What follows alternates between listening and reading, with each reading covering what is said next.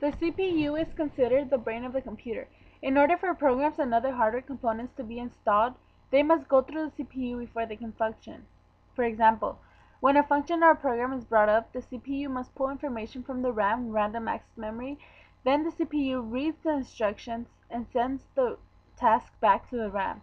In summary, the CPU makes sure that the data in the computer gets from one place to another in a set order.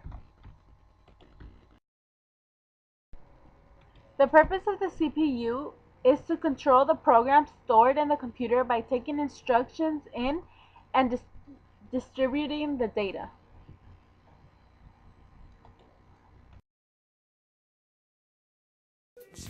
I am the central processing unit. I am the brain of the computer. In order for programs and other hardware components to be installed, they must go through me before they can function. For example, when a function or a program is brought up, I must pull information from the RAM, the random access memory, then read the instructions and then send the task back to the RAM. In summary, I make sure that the data in the computer gets from one place to another in a set order.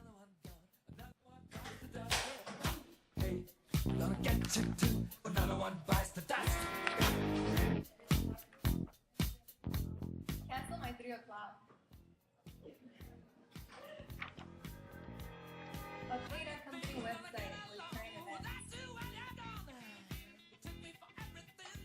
Go make some phone calls. As you can see in our analogy, the boss is very much like the central processing unit.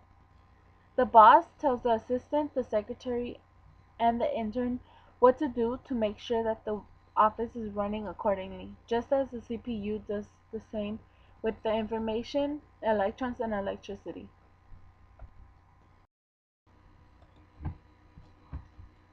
When the 1970s dawned, computers were still monster machines, hidden in air-conditioned rooms and attended to by technicians. One component of the mainframe computer, as they were known, was the CPU, or central processing unit. This was a steel cabinet bigger than a refrigerator, full of circuit boards crowded with transistors. The three inventors were Stanley Maser, Masayoshi Shima, and Maration Hoff.